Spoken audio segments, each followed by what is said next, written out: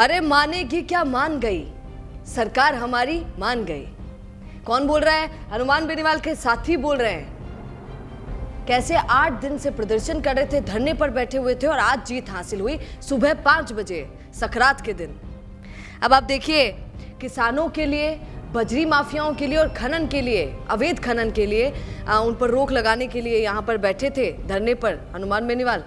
और ऐसा कौन सा धरना है, तारीफ नहीं कर रही हूँ, ये रियलिटी है कि जिस जिस धरने पर बैठते हैं वहाँ पर मांगे सरकार को माननी ही पड़ती हैं।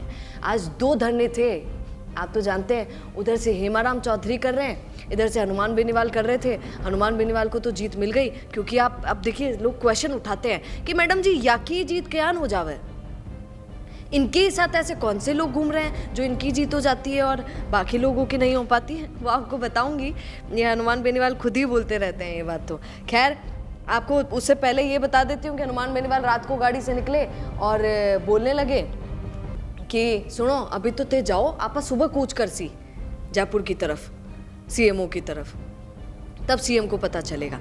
पर कूच करने की सुबह जरूरत ही नहीं पड़ी, रात को ही न्याय मिल गया, रात को ही मांगे पूरी मान ली गई।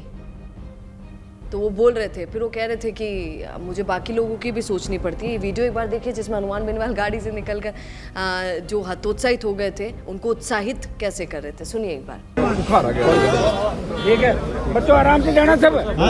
सुनो मेरी बात, कूच आपका करवाएंगे और अब की बार कूच दिन का करेंगे अपन, रात का नहीं। रात में क्या बड़ी प्रॉब्लम होती है, गाड़ी घोड़े सामने। दिन का कूच कराएंगे, राजधानी को चारों तरफ से घेरेंगे 2-3 मामलों को लेकर, उस समय तुम्हारी मन की निकलवाएंगे। ठीक है,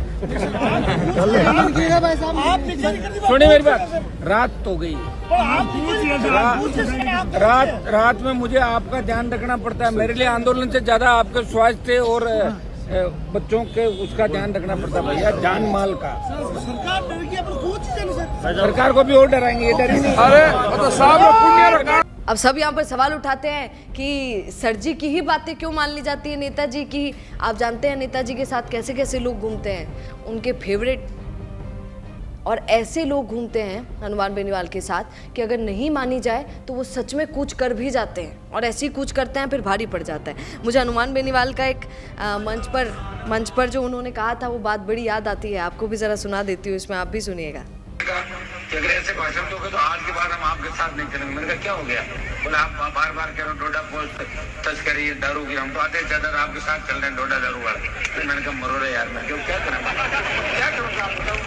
अब मैं तो मेरी बात कहूँगा मैं आपको, लेकिन अभी लोकतंत्र है, लोकतंत्र का बच्चों का धंधा नहीं होता तो बच्चे बेचारे कोई न कोई काम करते हैं, लेकिन करो तो मैं। कितना भारी पड़ जाता है, बहुत भारी पड़ सकता है, सरकार को भी बहुत भारी पड़ सकता है। सरकार जानती है कि जोश भरा हुआ रहता है, ऐसा जोश होता है कि कर गुजर जाएंगे कुछ ना कुछ, तो उससे पहले मान ली जाए तो सबसे बढ़िया है।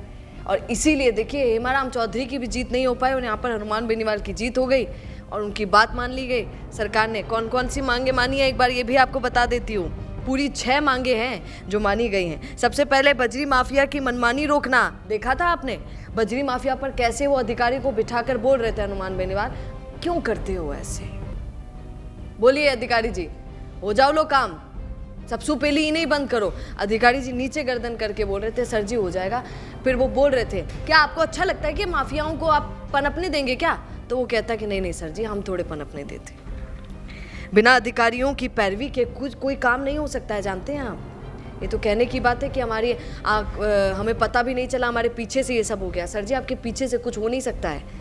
आज सुनिए, रेलवे लाइनों में अवाप्त होने वाली भूमि के गलत सर्वे और कम मुआवजे के कारण प्रभावित किसानों को उनका हक दिलवाना, ये मांग उनकी थी। मेड़ता क्षेत्र में अतिवृष्टि से प्रभावित गांवों को आपदा की श्रेणी में सम्मिलित करना, जो भी हो जाएगा। चौथी मांग थी बिजली की हाई टेंशन लाइन के कार्य से प्रभावित किसानों को उचित मुआवजा दिलवाना, जो भी मिल जाएगा।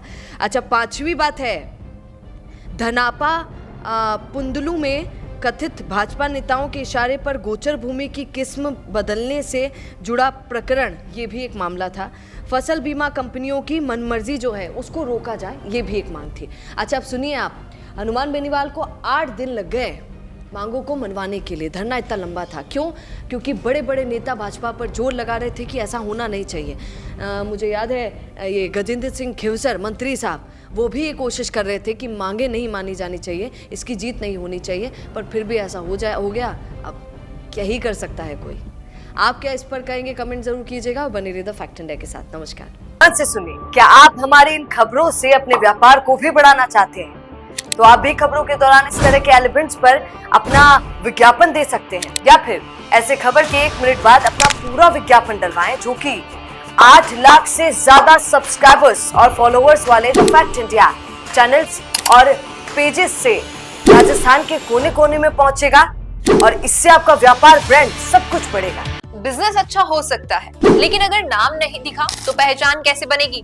अब टेंशन छोड़िए, द फैक्ट इंडिया आपके बिजनेस को देगा वो पहचान जो पूरे राजस्थान में हर किसी तक पहुंचे। न्यूज चैनल पर विज्ञापन, पॉडकास्ट और प्रमोशन के जरिए आप सीधे 5 लाख सब्सक्राइबर और 10 करोड़ से ज्यादा व्यूज तक अपनी पहुंच बना सकते हैं। तो देर किस बात की, आज ही द फैक्ट इंडिया से जुड़िए और अपने बिजनेस को बनाइए हर घर का नाम।